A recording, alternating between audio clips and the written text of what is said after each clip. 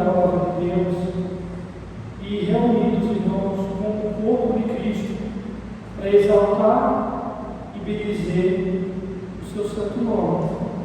Estou muito feliz porque Francisco está aqui, é um amigo de longas datas.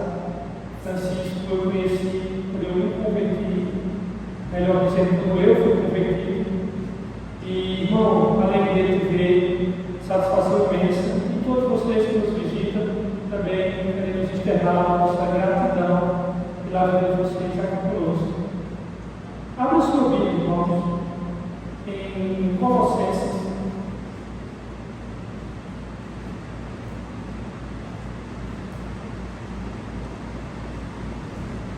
Carta de Paulo aos Colossenses, capítulo 1,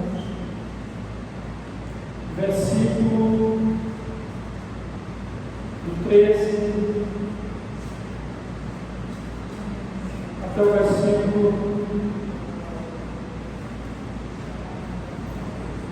17. Carta de Paulo aos Colossenses, capítulo 1, versículo do 12, melhor dizendo, do 12 ao 17.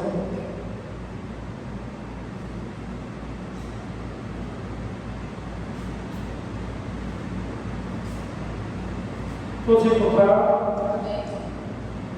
Diz assim, irmãos, a palavra de Deus: dando graças ao Pai, que nos tornou dignos de participar da herança dos santos do reino da sua luz, pois Ele nos resgatou do domínio das trevas e nos transportou para o reino do seu Filho amado, em quem temos a redenção, a saber, o perdão dos pecados. Ele é a imagem do Deus invisível, o primogênito sobre toda a criação, pois dele foram criadas todas as coisas dos céus e da terra, as visíveis e invisíveis, sejam tronos, sejam soberanias, poderes ou autoridades. Todas as coisas foram criadas por ele e para ele. Ele é antes de todas as coisas e todas as coisas dele subsistem. Irmãos, vocês sabem que quando Paulo escreve aos Colossenses, a comunidade de Colossos, que, diga-se de passagem, não foi Paulo que plantou a igreja de Colossos. Quando você vai estudar a carta aos Colossenses, você descobre que, na verdade, foi um irmão chamado Epáfras que Paulo ganha ele para Cristo. E Epáfras, ele começa a ser um missionário na cidade de Colossos, na região de Laodiceia, e ali ele planta algumas igrejas, e dentre essas igrejas que ele planta a igreja de Colossos. Então, os próprios colossenses a quem Paulo está escrevendo nunca tinham visto o rosto de Paulo, e ele vai dizer isso nessa carta: vocês que nunca viram o meu rosto. E Colossenses e Epáfras precisam de um mentor, de um orientador, relata o que tem acontecido naquela comunidade a Paulo, e Paulo escreve essa carta para exortar a igreja, escreve essa carta para orientar os irmãos. A partir desse texto que nós acabamos de ler, queridos, nós devemos extrair algumas verdades desse texto para a nossa vida. A primeira coisa que Paulo vai relatar nesse texto é que Deus, Ele que nos libertou do império das trevas. Leia comigo o versículo 13, para você ver o que é que o apóstolo Paulo diz. Ele diz assim: pois Ele, e aqui ele está falando do Pai, Ele nos resgatou do domínio das trevas e nos transportou para o reino do seu Filho amado. Em algumas traduções dizem para o reino do Filho do seu amor.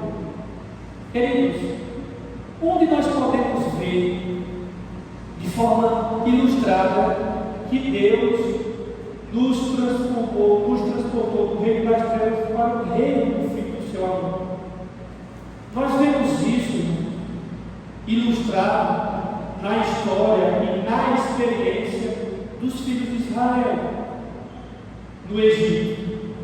Lá no Êxodo está registrado essa história. Os israelitas moravam no deserto do Egito. Melhor dizer, moravam no Egito. E eles estavam gemendo debaixo do chicote dos capatazes egípcios.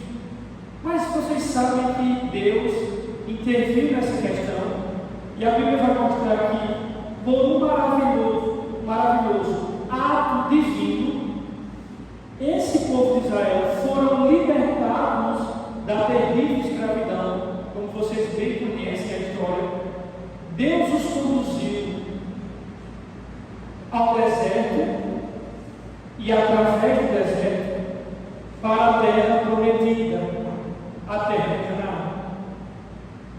Posto isso, de igual modo, nós devemos entender que nós, pecadores, éramos escravos de Satanás, um capataz pior do que aqueles egípcios.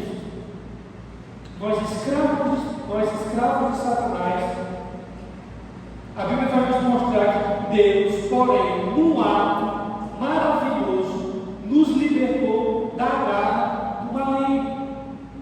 O texto está dizendo aqui que nós estávamos debaixo do domínio dos impérios das trevas. Não é que você dominava, era alguém que tinha domínio sobre você. Do domínio das trevas, ele nos transporta para o reino da sua maravilhosa luz. Agora, nós somos súditos de Cristo, não súditos de Satanás.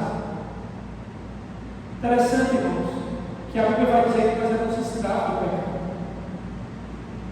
O apóstolo Paulo, aqui, ele começa a reconstruir o cenário na mente dos colossenses que aqui ele está escrevendo.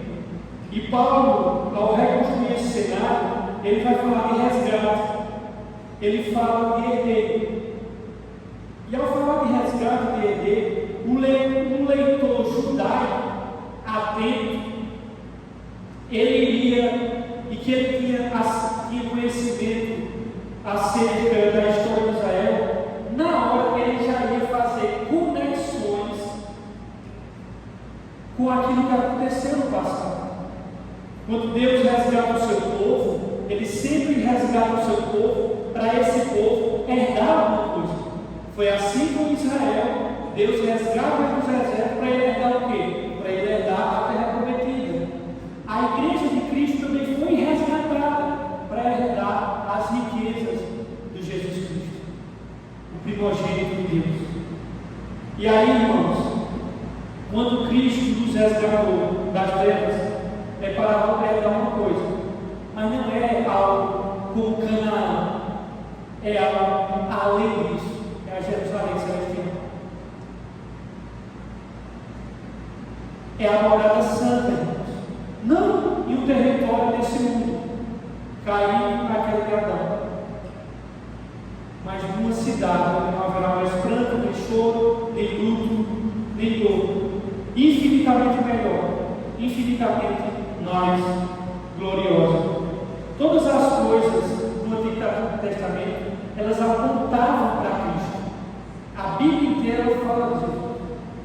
E o que é interessante, irmãos, apontava para Cristo e para aquilo que havia de vir. E Cristo, Ele nos redime, construindo o cenário para um novo êxodo. O novo êxodo, irmãos, começa na cruz do Calvário. E o verdadeiro Moisés é Cristo. Cristo é o verdadeiro Moisés. Assim como Moisés liderou e guiou o povo de Israel no deserto, nós temos um libertador mais poderoso e mais glorioso do que Moisés, Jesus Cristo de Nazaré, que guia o povo, mas não de Israel, guia a igreja de Cristo, composta por judeus e gentios. E esse verdadeiro Moisés que é Cristo nos liberta e nos libera. O povo de Israel foi libertado por Moisés e foi liberado por Moisés. Cristo Jesus nos libertou e hoje Ele nos libera e nos conduz para a casa onde Ele está, na casa do meu Pai, muitas moradas. E é esse lugar que Ele dá nos conduzir. O reino de Satanás, nesse texto, nos versos 12, é chamado de Império das Trevas. A minha tradução, que é a NVI, chama de domínio das trevas. Irmãos, por que esse reino do maligno ele é chamado de Império das Trevas? Por causa da ausência de luz, e a luz é o próprio Deus, ao Senhor Jesus. É o Império das Trevas. Por causa da ausência de luz e a presença de tudo o que é mal. Por isso que o texto diz, Ele nos resgatou das potestades ou do domínio das trevas. A Bíblia vai dizer, irmãos, que o mundo inteiro jaz no maligno. E que os que estão no mundo estão sob essa influência se não estiverem debaixo do Senhor de Cristo. Interessante, irmãos, que a Bíblia vai dizer que nós estávamos debaixo desse império das trevas, do poder e do controle dessas entidades. São poderes malignos, são poderes perversos que estão no mundo e são bem reais, irmãos. E estão ao redor e são os nossos adversários, os nossos inimigos e acusadores. Eles querem nos destruir, querem nos enganar, querem nos afastar de Deus, são mentirosos, impiedosos, implacáveis, pervertidos e cruéis.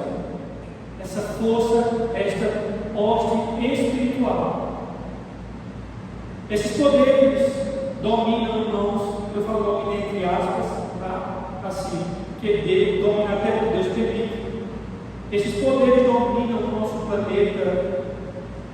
E é o que Paulo chama de domínio das trevas, conforme a minha tradução. Pois é isso que o mundo é sem Deus, irmãos. Império das trevas, potestades das trevas. E a Bíblia diz que Satanás, ele cegou o entendimento dos incrédulos para que não resplandeça a luz do Evangelho. Jesus se referiu ao diabo como o príncipe deste mundo. E Paulo, em Efésios 2, versículo 3, ele chama de príncipe das potestades do ar. Aliás, Efésios 2, 2. Ele designa o adjetivo que ele dá a Satanás é príncipe das potestades do ar. E Jesus chama príncipe deste mundo. E esse príncipe das potestades do ar, Paulo em Efésios diz que ele atua sobre os filhos da desobediência. E ele vai dizer, entre os quais todos nós também andamos. Ou seja, todo mundo que está aqui um dia andou como filho da desobediência, um dia andou debaixo das trevas, se tivesse consciência disso. Tudo aqui, a começar comigo. Um dia nós estávamos assim. O homem sem Deus, seja os nossos familiares, amigos e as pessoas que passam essa vida, o homem sem Deus, ele não pode libertar-se a si mesmo desse império das trevas. O homem natural, o homem sem Cristo, ele é prisioneiro nesse império. Esse é o ponto, irmão. O homem não tem condição de se libertar a si mesmo e de quebrar esses grilhões dessas algemas invisíveis que os amarram. Esse é o ponto. Ele está cativo na casa do valente. O homem é absolutamente impotente para libertar a si mesmo.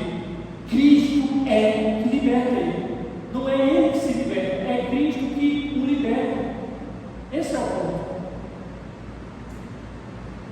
Conhecereis a verdade, e a verdade vos libertará. Quem é essa verdade? É ele mesmo. Se o Filho vos libertar, verdadeiramente sereis livres. É Cristo que quebra os grilhões, é Cristo que invade a casa do valente, é Cristo que amarra Satanás e ele que resgata os pecadores do império das trevas.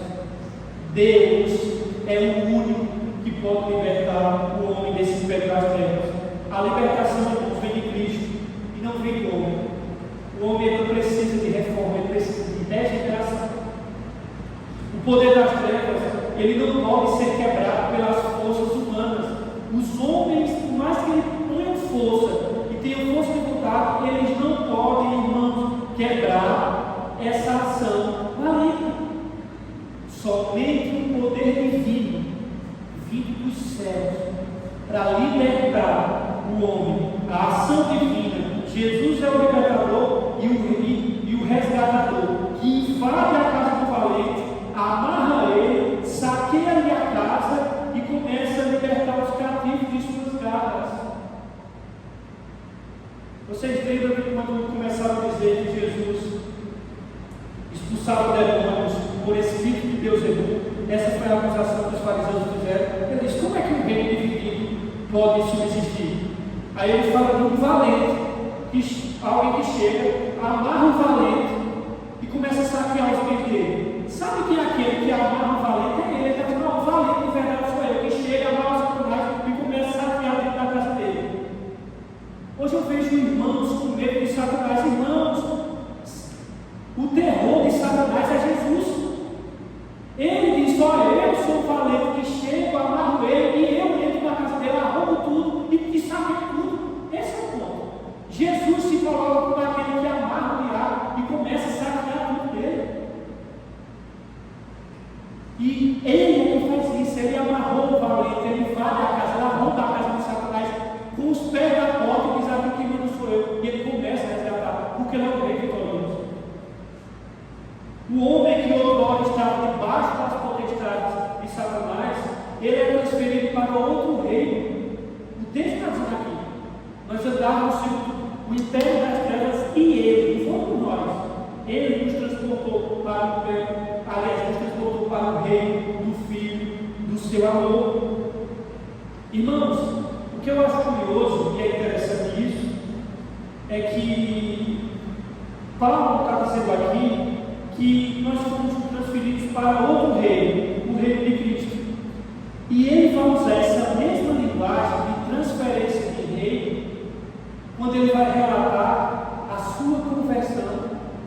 E ele usa essa mesma linguagem, que ele diz: eu fui resgatado e eu fui chamado para pregar o Evangelho, e que o Evangelho que faz essa mudança de reino. Abra sua Bíblia lá em Atos 26, 18, por favor.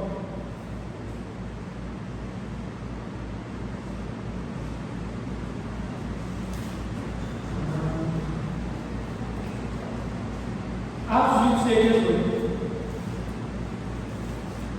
Vê a linguagem que o apóstolo Paulo usa.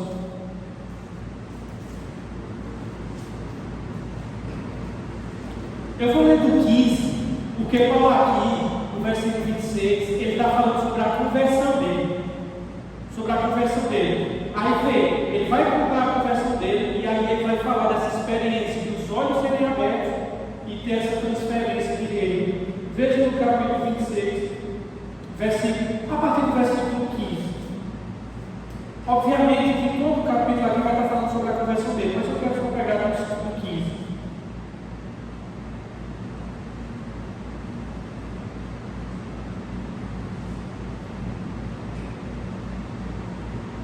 Ele diz assim: então perguntei, quem és tu, Senhor? Ele está fazendo isso uma pergunta a Cristo, que apareceu para ele. Aí ele diz assim: então perguntei, quem és tu, Senhor? Respondeu o Senhor: sou Jesus, a quem você está perseguindo. Agora levante-se, fique em pé. Eu apareci para constituir servo e testemunha do que você viu ao meu respeito e do que lhe mostrarei. Eu livrei o seu próprio povo e dos gentios, os quais eu envio. Olha aqui, ele vem para quê?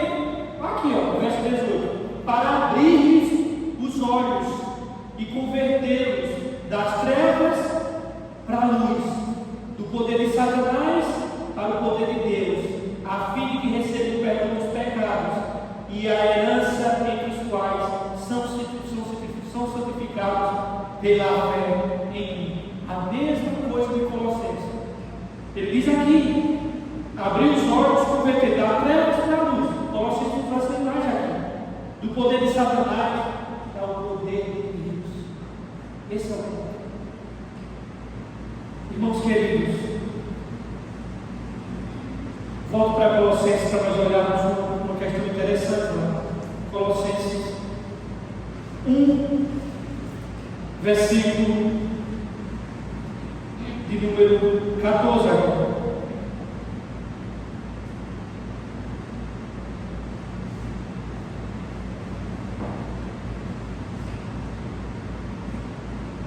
É interessante, irmãos, que ele vai dizer assim para nós agora. Ele vai usar uma linguagem que é tirada do mercado dos escravos, que é o termo redenção. Ele diz assim, versos 14, Colossenses, capítulo 1, versículo 14. Em quem temos o quê? A redenção, a saber, o perdão dos pecados. Irmãos, redenção, o que é redenção? A Bíblia fala sobre propiciação, justificação, reconciliação, perdão, adoção, imputação. Mas ela fala também sobre redenção. O que é redenção, irmãos? Esse termo redenção, Paulo tomou emprestado, fala de justificação também. Paulo tomou essa palavra redenção, ele tira do mercado dos escravos. No primeiro século, o ambiente era de escravatura. Então chegava um senhor de escravos e dizia assim: eu quero comprar aquele escravo. Ou ele comprava aquele escravo para ser escravo dele, para trabalhar para ele, ou ele dizia assim: você se tornava escravo ou por nascença, ou por falência financeira, falei financeiramente, então você é escravo dessa pessoa que eu devo. Então, eram vários fatores que tornavam a pessoa escrava. Se você tivesse um familiar rico e que tivesse misericórdia de você, ele chegava lá, se você porventura se tornou escravo por questão financeira, ele pegava, pagava aquele valor e você ficava. Aí dá duas opções: ou ele comprava você para ele, ou ele dizia: olha, vai que embora, tu não vai ser escravo para ganhar vida. Então o que acontece? Quando alguém chegava e comprava um escravo, a finalidade não interessa se era para ele ou para libertar ele estava redimindo o escravo, porque redenção é um preço que se paga para libertar alguém. Paulo pega esse termo que foi tirado do mercado dos escravos, inclusive aqui no Brasil, lá no estado do Ceará, existe uma cidade chamada Redenção. E quando você chega nessa cidade, o que tem é umas estatuetas enormes de escravos e as correntes já quebraram os pés dele, porque parece que foi a primeira ou foi a última cidade aqui no Brasil que aboliu o sistema de escravidão. Então colocaram o nome dessa cidade aqui de redenção. E esse termo redenção, Paulo se utiliza dele, porque redenção é o preço que se paga para libertar alguém. E o que Paulo está dizendo é que ele nos redimiu. O Senhor Jesus, ele paga o preço e ele nos compra, irmãos. Redenção, preço que é pago para libertar alguém, para ter alguém. Agora deixa eu falar uma coisa aqui para vocês. Hoje em dia, uma coisa que mais se parece com redenção é a ideia do sequestro. Quando alguém sequestra alguém, ele aprisiona aquele alguém no cativeiro e ele só liberta aquele alguém se fizer o quê? Se soltar. Um sequestro famoso foi aquela filha de Silvio Santos, vocês lembram ainda do novinho assim, que foi aquele ao meio. Mas enfim, aí, irmãos, olha que interessante. Quando um policial ele resgata alguém, tira alguém de uma situação de sequestro, algumas coisas acontecem. Justamente o contrário do que acontece aqui no texto. Vamos trabalhar do ponto de vista dos sequestros humanos aqui da Terra. Exemplo: um resgate de um sequestro, dizer que alguém famoso foi sequestrado e começou a sair na mídia e todo mundo torcendo para aquela pessoa saia ilesa e os criminosos sejam pegos. Quando sequestro, quando o resgate de sequestro ele é bem sucedido, para ele ser bem sucedido, algumas coisas têm que acontecer. O que é que não pode? O que é que para ele ser bem sucedido não pode acontecer? Porque pode acontecer morte da pessoa que foi sequestrada, né? Porque sequestrou, a gente espera que ele resgate. Se aquela pessoa morreu, o que a gente fica? A gente fica frustrado. Poxa, morreu aquela pessoa que foi sequestrada. Vocês lembram que há alguns anos um namorado foi noivo da menina, ficou várias horas esperando no apartamento, né? No final, infelizmente, acabou matando ela. Então a gente fica frustrado. Por quê? Porque no resgate aqui da terra, para ele ser bem sucedido, ele não pode ter morte da pessoa que foi sequestrada. Então, para ser bem sucedido, a primeira coisa que ele não pode ter é morte. A segunda coisa é que as pessoas inocentes é que são libertas, né? Pessoas inocentes, elas são libertadas. O resgate bem sucedido é quando você libertou os inocentes. A terceira coisa que o resgate aqui na terra, uma libertação de cativeiro, de sequestro, é bem sucedida, é que essa libertação não pode ser mediante o pagamento, senão não foi bem sucedido. Pois se o ladrão ele saiu com dinheiro no bolso, nós sabemos que o resgate não foi bem sucedido. Poxa, a pessoa saiu viva, mas os camaradas conseguiram levar a grana. A gente sabe que não, a gente torce que a pessoa seja liberta e ele seja preso, mas se ele saiu bem, se ele sai com a grana, a gente diz, poxa, eles se deram bem. E em quarto lugar, o sequestro para ser sucedido aqui nessa terra, nós torcemos que os culpados sejam levados a pagar pelos seus erros. Então, todos esses elementos que eu citei aqui, eles são fundamentais para que o sequestro aqui na terra seja bem sucedido. Então, em primeiro lugar, não pode ter morte.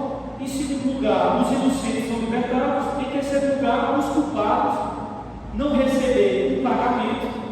E em quarto lugar, os culpados têm que pagar pelo seu erro. Deixa eu dizer uma coisa aqui a vocês aqui. O resgate de Cristo foi totalmente oposto a isso aqui que eu acabei de falar. Não tem todos esses elementos que eu acabei de falar que tem que ser bem sucedido no outro. Deixa eu dizer uma coisa a vocês. O Evangelho é subversivo, ele é paradoxal, ele age totalmente contrário. Pois todos esses elementos aqui, que para o resgate aqui na terra, para ser bem sucedido, tem que acontecer. O resgate de Cristo, ele é oposto a tudo isso. Para Cristo resgatar, teve que ter morte. Sem derramamento de sangue, não há remissão de pecado. Primeira coisa, o daqui da terra não pode ter morte. O de Cristo teve que ter morte.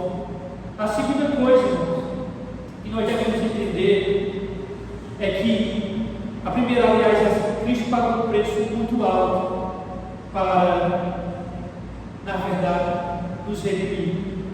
Outra coisa que nós devemos entender é que quando nós olhamos para essa questão aqui do resgate, o resgate da terra para ser bem sucedido do sequestro, ele não pode ter pagamento, porque se ele tiver pagamento, os bandidos se deram bem.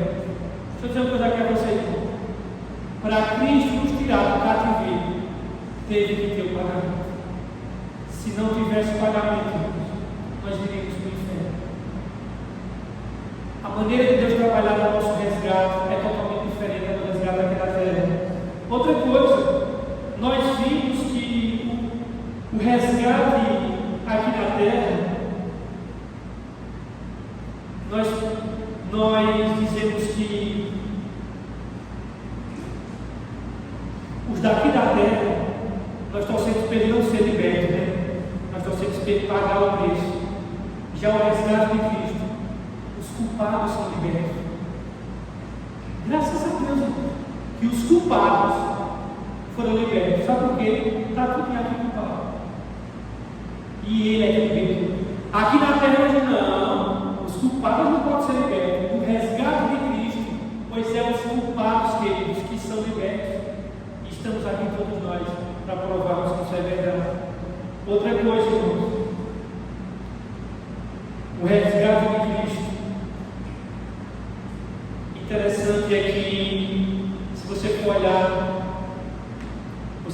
percebe que é o oposto do que acontece em sequência dos policiais falam. Tem que ter pagamento de preço, e o preço muito alto. O que eu acho curioso, irmãos, é que no resgate de Cristo Jesus, o inocente é que tem que pagar o preço para que possa ter resgate. Por isso que Paulo diz que Cristo nos transportou para o reino do Filho, que Deus nos transportou para o reino do Filho, do seu amor. Deus não apenas nos tirou da região da morte, como também nos transportou para o reino eterno do Filho, do seu amor, o reino de luz, o reino de paz, o reino de amor. Houve um traslado, houve uma transferência, irmãos. Foi um traslado das trevas para a luz, um traslado da escravidão para a liberdade, da condenação para o perdão, do poder de Satanás para o poder de Deus. A salvação, irmãos, implica nisto aqui, uma mudança radical de domínio sobre nossa vida. O que é salvação? Mudança radical de domínio. Satanás não domina mais. Antes éramos escravos do império das trevas, sob o domínio cruel e opressor de Satanás.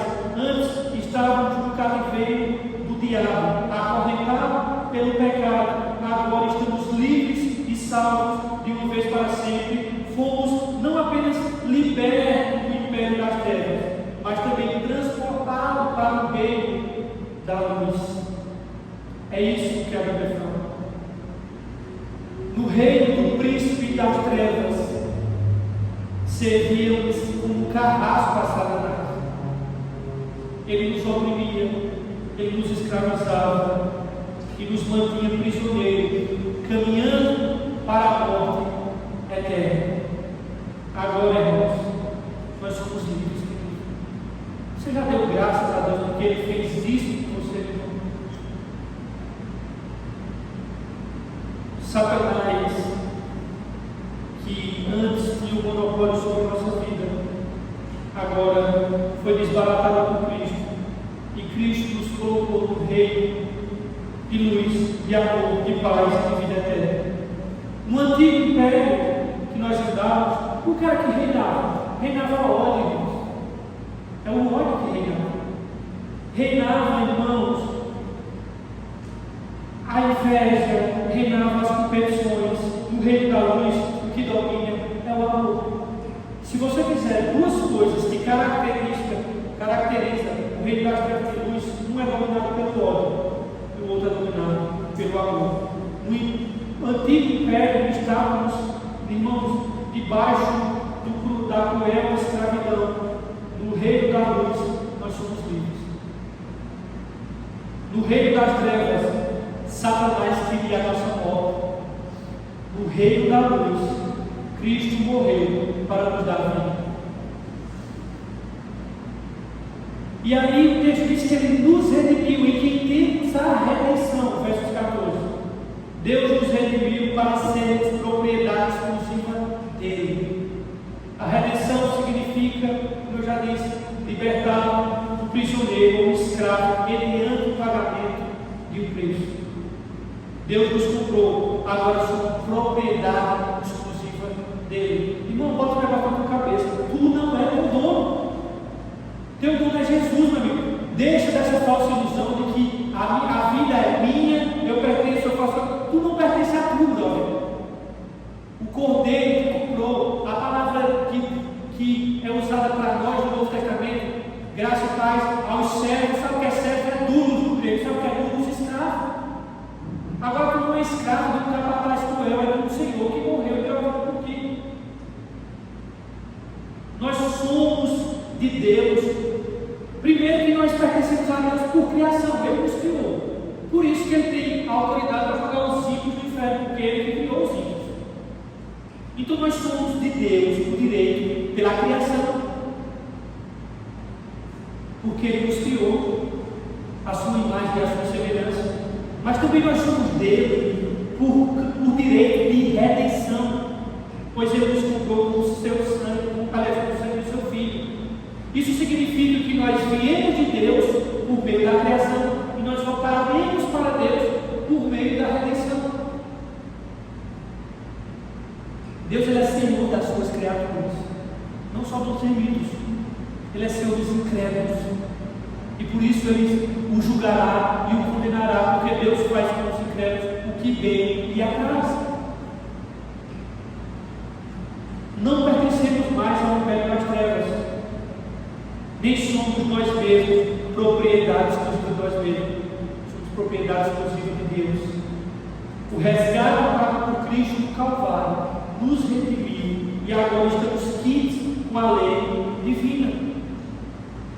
Deus pagou por meio de Jesus um altíssimo preço pela nossa redenção.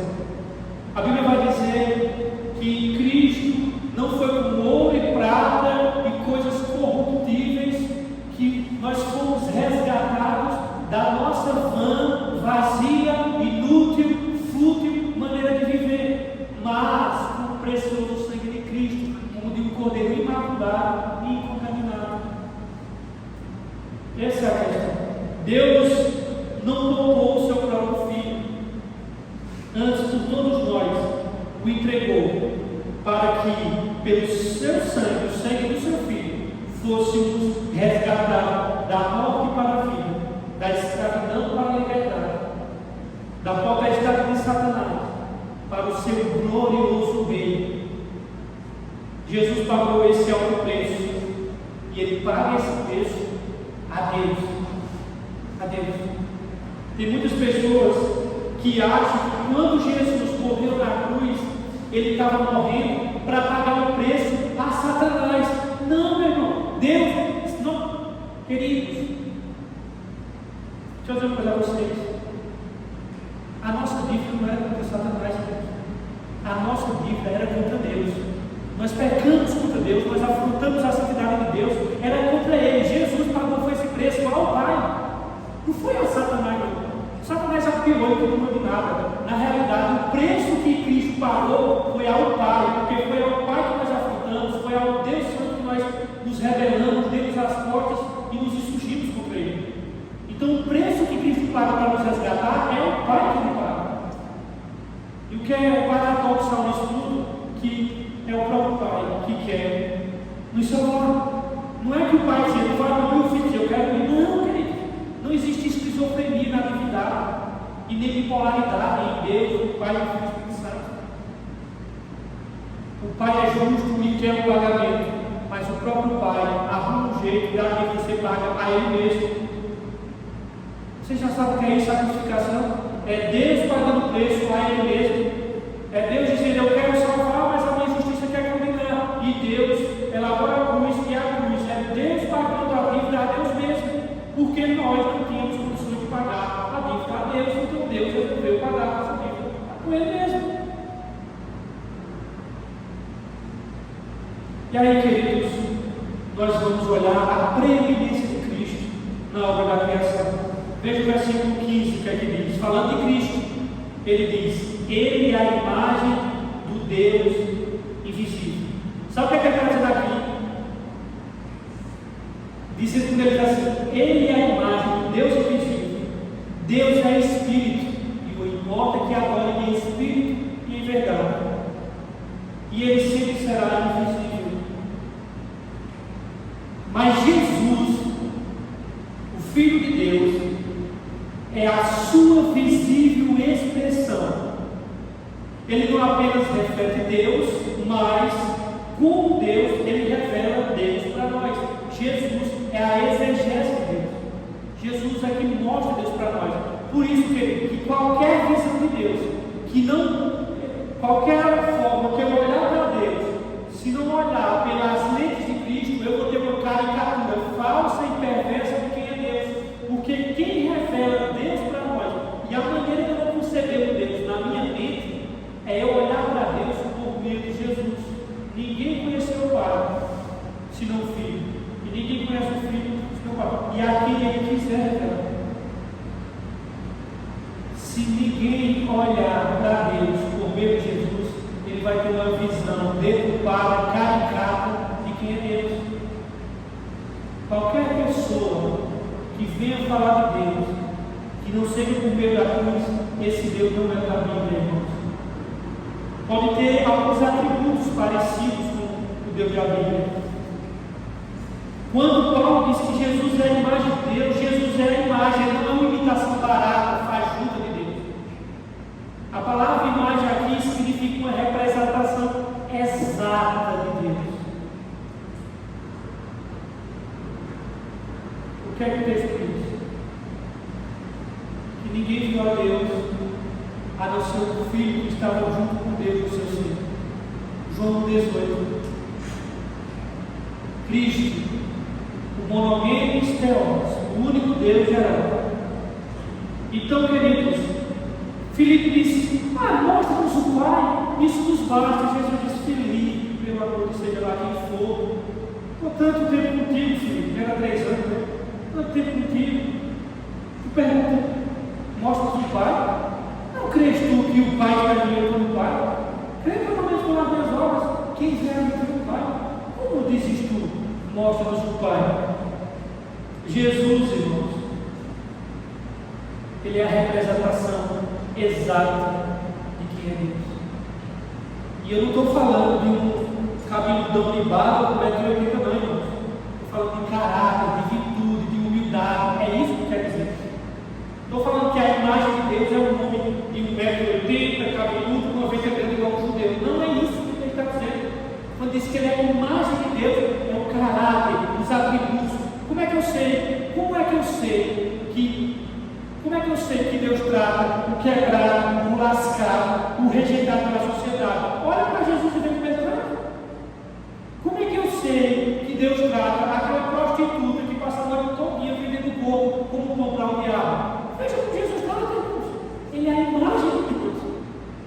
Veja como é que Deus trata os soberbos religiosos que era quem detinha o monopólio da religião. Veja como é que Jesus trata. Jesus é a representação de Deus. As atitudes de Jesus revelam quem é Deus para nós. Eu sei exatamente o que agrada o coração de Deus olhando para Jesus. Eu sei exatamente o que deixa Deus irado olhando para Jesus. Tudo que Deus é, o é igualmente Jesus. Jesus nos mostra como a imagem de Deus invisível é para nós.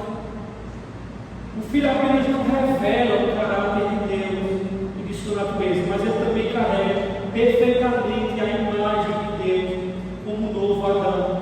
Quem vê a mim, vê o Pai. Hebreus 1,3 vai dizer que ele é a exata expressão do ser de Deus.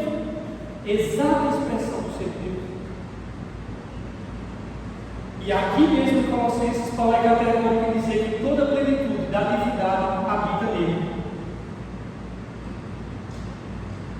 Deus é invisível, todo mundo quer ver Deus. Deixa eu ver Deus, Moisés queria ver, Senhor, deixa eu te ver. É por causa dessa invisibilidade de Deus que imagens feitas, altares são construídos, fundidos em talhas, em pedras. É por causa dessa invisibilidade de Deus que tem todas as religiões do mundo têm incontáveis imagens de Deus, pintadas, talhadas, fundidas e esculpidas em mármores, ajeitadas com ideias e conceitos rudes ou nobres.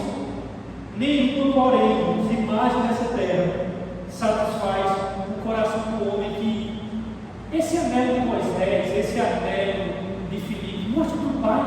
É um anelo de todo ser humano, eu quero ver Deus. Esse clamor do coração humano, Deus não deixou sem resposta. Se vocês querem ver Deus, se vocês querem me ver mesmo, há uma imagem que corresponde a Ele inteiramente. O Filho do seu amor, Jesus Cristo de Nazaré. Quem vê a mim, vê o Pai. Jesus Cristo é a exegese de Deus. Ele é verdadeiro Deus e verdadeiro Deus. Em Cristo, o Deus invisível tornou-se visível e palpável. Nós apalpamos a palavra vida de João. Ele é um espelho por meio do qual contemplamos a face de Deus. O Deus invisível tornou-se visível a nós por meio de Jesus Cristo. O Deus transcendente, que criou todo esse universo, tornou-se carne e habitou entre nós.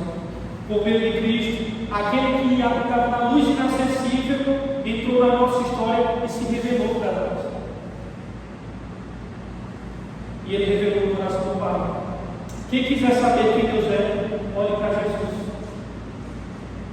Ninguém jamais viu a Deus. O Deus unigênito que está no seu seio, o seu Pai, é quem o revelou. Então, queridos, quando Jesus disse eu e o Pai somos um, a mesma essência dos atributos, não a mesma pessoa, né? Então, quem quer saber quem Deus é, olhe para Jesus e atente e considere a pessoa de Cristo, seu amor, a sua indignação, a sua misericórdia. Como é que eu sei que Deus é humilde, apesar de ter todo o poder? Porque Jesus é humilde.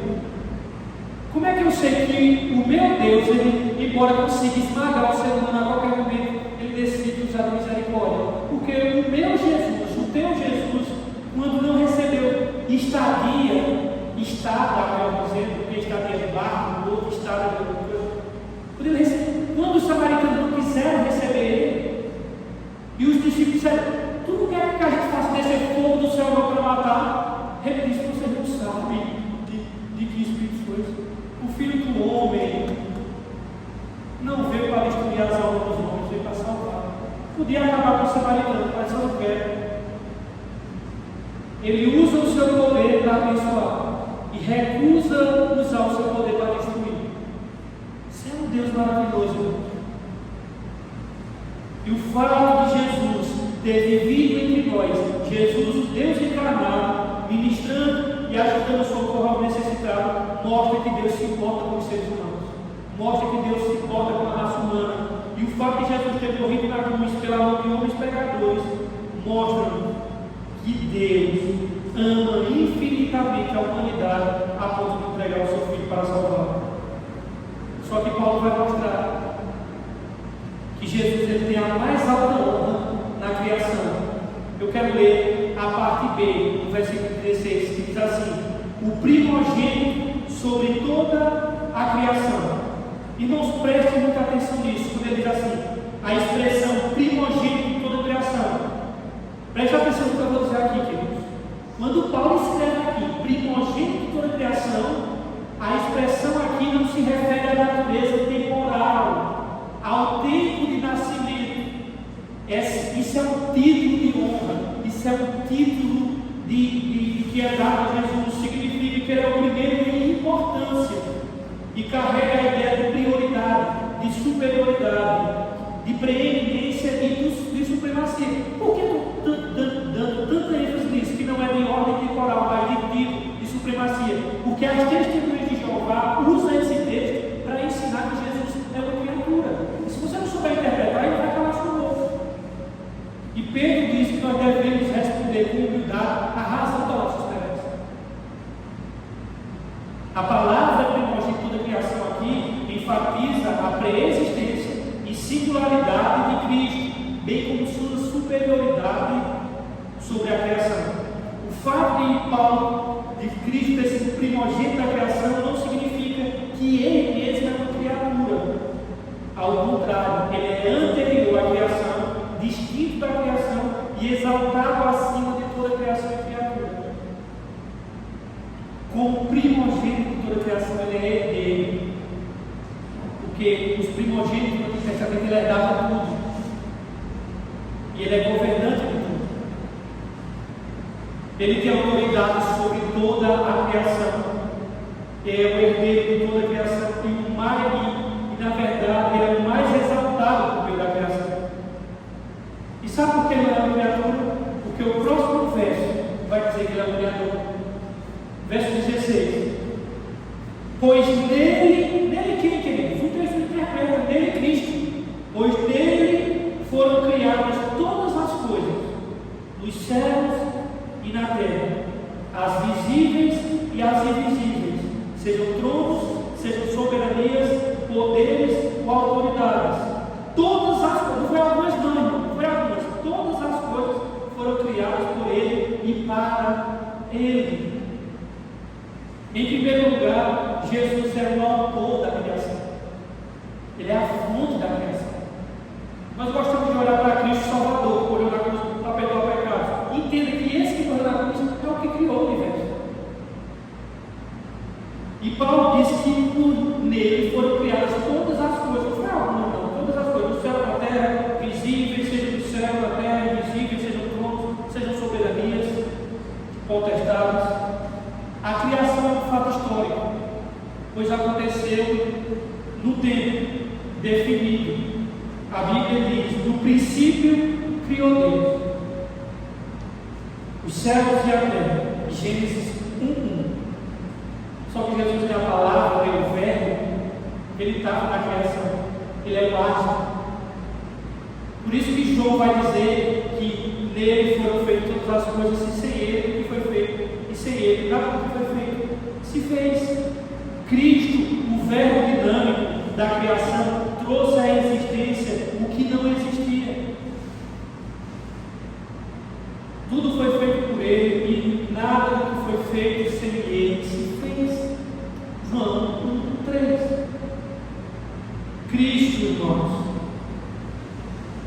o coração de Cristo desejou o mundo, a mente de Cristo planejou o mundo e a vontade de Cristo concebeu o mundo. E a palavra de Cristo trouxe o mundo à existência. Tudo foi criado por Ele. A expressão, quando diz aqui, no início do verso 16, pois nele, essa expressão nele denota Cristo como a esfera dentro da qual a obra da criação ocorreu. Todas as leis e propósitos do universo residem nele. Jesus, irmãos, é a fonte originária de tudo que existe nos céus e na terra. As galáxias do vasto universo, o buraco negro, foram obras de suas mãos. Mas o mundo visível e invisível são obras de Cristo. Tudo que o olho humano é capaz de enxergar e perceber, assim como o mundo invisível que está para além do nosso alcance, dos sentidos humanos, tudo se originou no plano e no poder do Senhor Jesus Cristo. O mundo físico foi criado por Ele, e também o mundo espiritual. Os anjos, irmãos, eles são criação, eles não são emanações de Deus. Os anjos, na verdade, eles foram criados por Cristo. Jesus, o Salvador, criou os anjos. Por isso que não se admire, não é de se admirar que os ventos e as ondas lhe obedecem, e que as enfermidades e a morte desaparecem dentro dele. Aquele por meio de quem o corpo humano foi criado toca os corpos enfermos e imediatamente esses corpos enfermos e deformados é restaurado. Aquele por meio de quem Deus chamou à existência o cereal, o vinho, multiplica pão, transformado em vinho, porque é o Criador. Qual é o problema? O mar, os oceanos carregam prontamente a ordem do primogênito de Deus. Toda a criação, o vento e os mares silenciam diante do poder de sua voz. Ele é Senhor dos mares, Ele é Senhor dos ventos, Ele é Senhor da criação. Ele dá ordem aos cardumes de peixes onde eles devem seguir sua trajetória. Ele é Senhor das estrelas, Ele é Senhor do sol, Ele é Senhor da lua, Ele é Senhor do tempo. Esse é Jesus de Nazaré. E os anjos estão a seu serviço.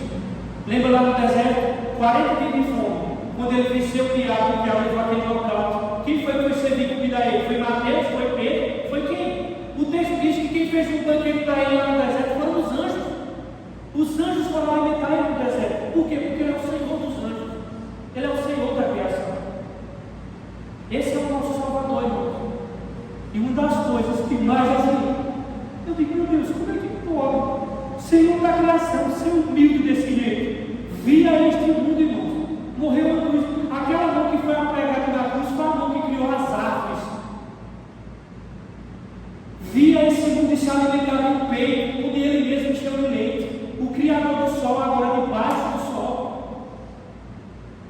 Aquele, irmãos, que era a palavra da vida, teve que aprender a falar. Aquele que, sem ele, toda a eloquência do mundo, ela é muda. Agora fica aprendendo a andar, a falar. Para mim, uma das coisas mais misteriosas não é nada que vai acontecer no futuro. É Deus em Cristo esse encarnado. Como é que pode? O Criador do vento agora recebe rajada de vento com o corpo com frio. Aquele que criou o universo agora sente fome. O que eu digo, irmãos? Se eu fosse Deus, na primeira ronda do meu estômago, eu desistiria. Cristo não. Se eu fosse Deus, eu jamais abriria mão do trono de glória para ver esse mundo. Se eu fosse Deus, na primeira rajada de vento, naquele Oriente pesado, eu abandonaria tudo e voltaria para a glória. Cristo não. Se eu fosse Deus, eu jamais queria ser cuspido na cara por um monte de imundo que é os seres humanos. Eu teria desistido.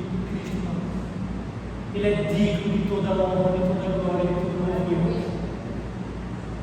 E aí Paulo prossegue, dizendo que tudo foi criado por meio dele. A expressão aqui por meio dele descreve Cristo como um instrumento imediato da criação. Cristo ele é o agente do poder criador do céu e da terra. Ele é o verbo criador. As galáxias, os mundos estelares, os anjos, os homens e todo o universo foram criados por meio dele. Ele trouxe tudo à existência. E aí, o que eu acho mais maravilhoso é que Cristo é o alvo da criação. A criação tem um alvo, não é você, é Ele. A criação foi feita para Ele. É isso que diz no finalzinho do versículo 16. Todas as coisas foram criadas por Ele. E para quem? Todas as coisas foram criadas para você, foi? Você, beleza, daqui a 100 anos, vai ganhar aqui, ninguém vai lembrar mais. As coisas foram criadas para Ele. Nós temos que entender, eu vejo alguns seres humanos influenciados pelo antropocentrismo, pelo humanismo, dizendo assim, eu acho que tem vida em outro planeta, porque um mundo desse tamanho, no universo, e Deus ia criar isso tudo só para a gente. Quem disse que foi para tu, idiota? Foi criado, foi para Ele. É para Ele que foi criado. Não foi para mim. Ele, pela sua graça, permite que a gente goze e usufrui, mas tudo foi criado para Ele. Os pássaros de manhã, eles cantam uma canção de louvor para Jesus. O universo, as estrelas brilham para Ele. Aquela flor lá no campo, que ninguém vê, não vai ser fotografada, ninguém vai ver, ela desabrocha para a glória de Cristo Jesus. E eles veem quantos animais não são catalogados pela biologia, e Cristo conhece tudinho, e o universo e a raça humana vai morrer sem conhecer vários animais. E por que Deus não quer apresentar para os seres humanos? Porque Deus não está nem aí para o ser humano, Ele criou para a sua glória. Ele se regozija com os macacos, com a inteligência do orangotango. O que Ele criou foi para a glória dEle, e Ele fica regozijado com a criatividade dEle mesmo, e ver todos esses animais dotados de inteligência que Ele mesmo deu. E quando as flores lá no campo, bem bonita, uma vasta tonalidade de cores que deixava a gente boquiaberto, alguém pode dizer, meu Deus, que desperdício, lá longe ninguém está vendo. Ele fez para a glória dele. Ele fez para a glória dele. Tudo foi criado para Ele, os golfinhos, os peixes, os cachorros, tudo, as aves, as estrelas, tudo foi criado para Ele. O universo, irmãos, ele tem uma grande finalidade: render a Jesus todo louvor e glória, desde os milhões dos sols, tudo é para Ele. Eu sempre digo ao meu sobrinho, eu digo, olha, João, quando os passarinhos cantam, tu não entende o que eles estão cantando, mas se Deus abrir os teus ouvidos,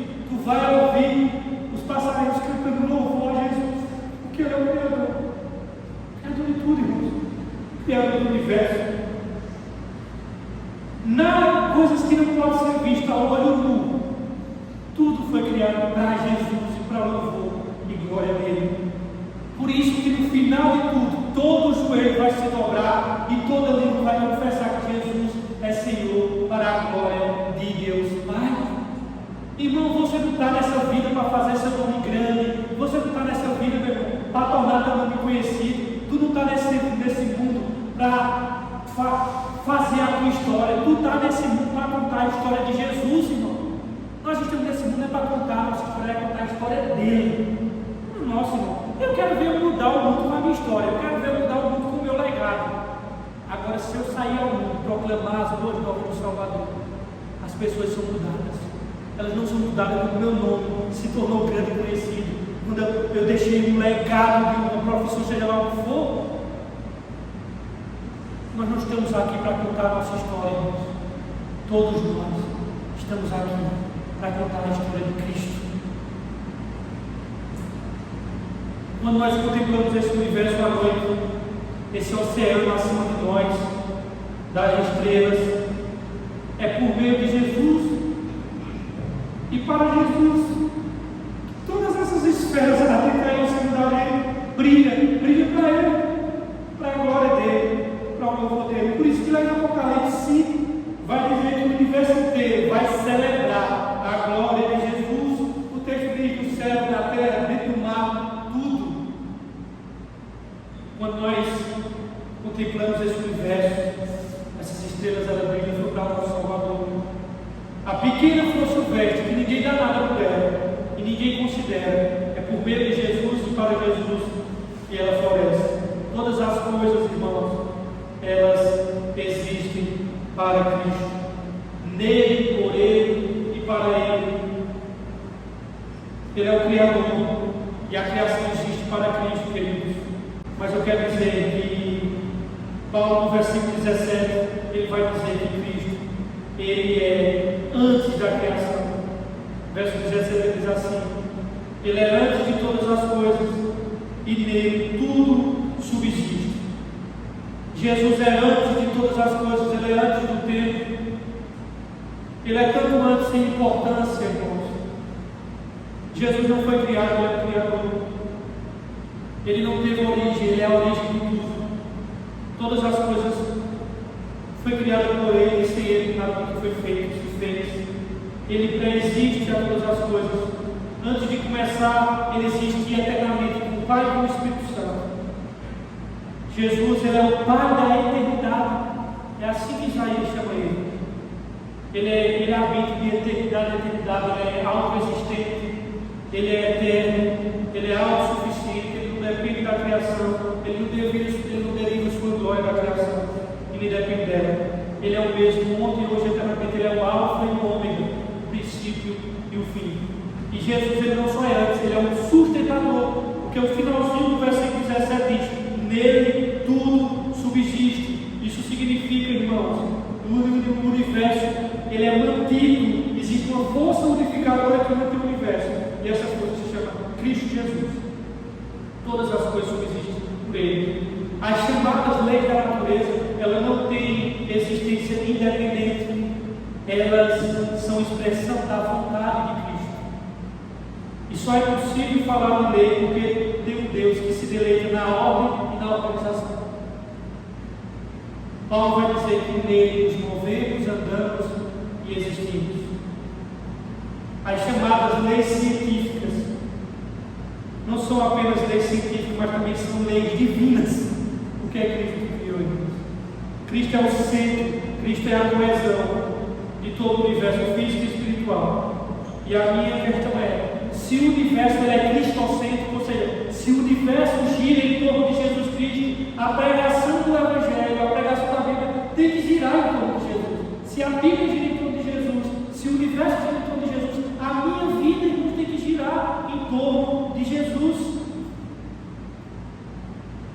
Interessante é que os espíritas kardecistas ensinam que Jesus Cristo é um espírito iluminado. Os romanistas dizem que Jesus é apenas um dos mediadores, junto com os vários santos.